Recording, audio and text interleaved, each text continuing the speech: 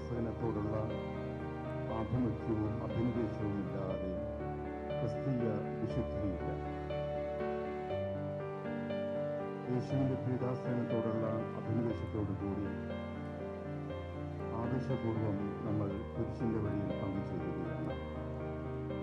ദൈവം നമ്മെ സ്നേഹിച്ചുകൊണ്ട് തന്റെ പുത്രനെ നൽകി, ആ പുത്രൻ തന്റെ ജീവൻ വില കൊടുത്ത് നമ്മെ നേടി, നമ്മുടെ പാപങ്ങളുടെ കടം വീട്ടി, അത് പൂർണ്ണമായും വീട്ടി ഇവയാണ് സ്നേഹവും ഈ കുരിശിന്റെ വഴിയിൽ നമുക്ക് പൂർണ്ണമായിട്ടും പ്രകടിപ്പിക്കാം. സ്നേഹത്തോടുകൂടി ആഗ്രഹത്തോടും ആളുകൾ ദയവായിട്ട്